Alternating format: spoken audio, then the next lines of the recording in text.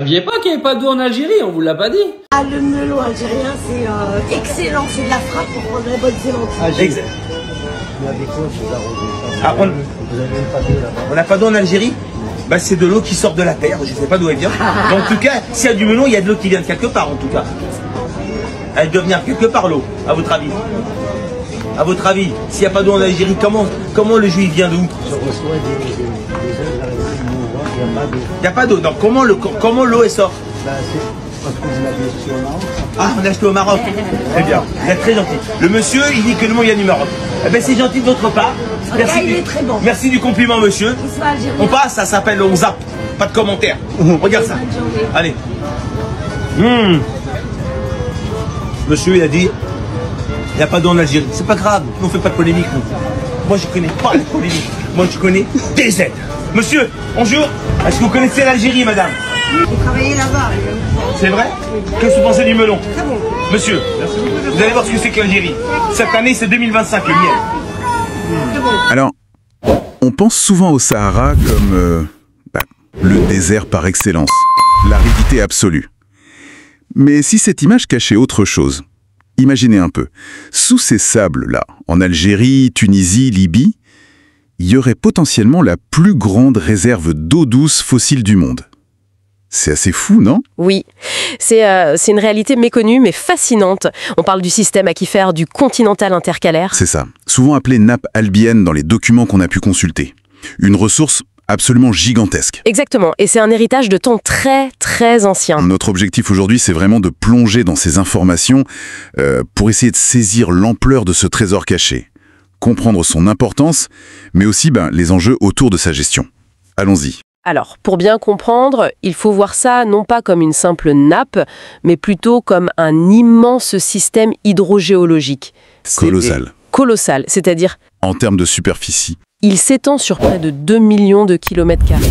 Pour donner une idée, c'est quasiment 4 fois la France métropolitaine. 4 fois la France. D'accord. Et ça se répartit principalement sous l'Algérie, à peu près 70%, puis la Libye, autour de 20%, et la Tunisie pour les 10% restants. Et en termes de quantité d'eau, parce que là, les chiffres sont ahurissants, d'après ce que j'ai lu. Ah oui, les estimations donnent le vertige. On parle de plus de 50 000 milliards de mètres cubes. 50 000 milliards? Oui, milliards.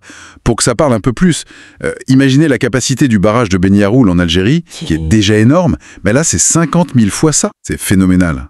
Autant d'eau douce sous le plus grand désert chaud, c'est presque difficile à croire.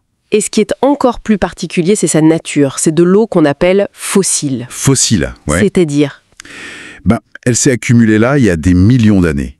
Au Crétacé inférieur, par exemple. Le climat était totalement différent à l'époque. Donc une eau très ancienne. Très ancienne, et surtout, le point clé, c'est qu'elle ne se renouvelle quasiment pas aujourd'hui. Les pluies actuelles au Sahara sont infimes comparées à ce volume. C'est une ressource non renouvelable à l'échelle de nos vies, même de plusieurs générations. D'accord, non renouvelable et partagée entre 3 pays. Ça doit rendre la gestion particulièrement complexe, j'imagine. Exactement. C'est un enjeu majeur. D'ailleurs, l'Algérie, la Tunisie et la Libye en ont pris conscience assez tôt. Dès les années 2000, ils ont mis en place, avec l'Observatoire du Sahara et du Sahel, l'OSS, un mécanisme de concertation. Une concertation tripartite, donc. Oui, pour essayer d'avoir une gestion, disons, coordonnée, équitable et surtout durable. Ça passe beaucoup par le partage d'informations, le suivi des prélèvements, ce genre de choses. C'est essentiel, cette coopération. Mais les documents qu'on a étudiés montrent aussi des tensions, des points de friction potentiels. Oui, tout à fait. Et là où ça devient, disons, plus tendu, c'est quand on aborde la question de l'exploitation éventuelle du gaz de schiste. Ah oui, le gaz de schiste. Dans des zones qui sont juste au-dessus de l'aquifère. C'est ça. Et la technique utilisée, la fracturation hydraulique, pose 2 gros problèmes potentiels pour cette nappe. Lesquels? Premièrement, la fracturation, ça consomme énormément d'eau. Des quantités gigantesques injectées sous pression. Utiliser l'eau de cette nappe fossile pour ça, ce serait un peu contradictoire avec une gestion économe, vous voyez? Oui. Ça semble évident. Et le deuxième problème? Le deuxième, et c'est peut-être le plus inquiétant, c'est le risque de pollution chimique. Les fluides qu'on injecte contiennent des produits chimiques. Et la crainte, c'est que ces produits migrent, s'infiltrent et contaminent cette eau souterraine qui est à la base très pure. Les conséquences pour les oasis, pour les populations qui dépendent de cette eau depuis toujours, pourraient être dramatiques. C'est un sacré paradoxe. On chercherait une ressource énergétique, le gaz, et on risquerait de compromettre une ressource encore plus essentielle, l'eau. C'est exactement ça. On est face à un arbitrage très très délicat. D'un côté, le développement économique à court terme, de l'autre, la sécurité hydrique pour le futur. Alors, quelle serait la voie à suivre? Il faut absolument une stratégie sur le long terme. Très long terme même.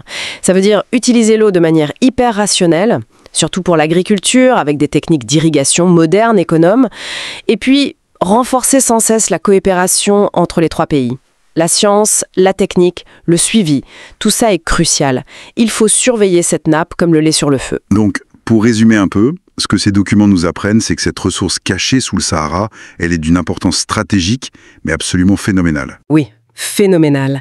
Et pas seulement pour la région. Dans le contexte actuel de changement climatique, de stress hydrique un peu partout dans le monde, cet aquifère, c'est une richesse qui dépasse les frontières. Et une énorme responsabilité, du coup. Une immense responsabilité partagée. La gérer, ça demande une vision, de la science, de la coopération et un vrai engagement pour la durabilité. L'idée, c'est de préserver ce patrimoine unique pour les générations futures. Il faut à tout prix éviter les erreurs qui mèneraient à son épuisement ou à sa pollution. Ce serait irréversible. Ce qui nous laisse avec cette pensée peut-être un peu provocatrice pour finir. Est-ce que le Sahara, finalement, ce symbole de sécheresse, ne détiendrait pas une clé pour un avenir où l'eau serait plus sûre? C'est une belle question. Et la réponse, elle dépendra de notre sagesse collective, de notre capacité à gérer ce trésor endormi avec la responsabilité qu'il exige. L'avenir nous le dira. Mais il y en a, franchement, ça ne l'a pas empêché de se gaver, le gars. Il a pris le melon, il l'a bouffé quand même. Non mais franchement, c'est quand même assez drôle parce que c'est vrai que c'est un peu le genre de blague facho là qui sont normalement faites par des blancs là qui viennent dire qu'il n'y a pas d'eau en Afrique, etc., etc. Mais alors là, il va être marocain le gars, je sais pas, qui est venu là et dire mais comment vous pouvez faire pousser des melons, vous n'avez pas d'eau en Algérie. Mais les gars, je sais pas pourquoi vous faites des dramas tout le temps pour rien, mais en plus vous racontez n'importe quoi.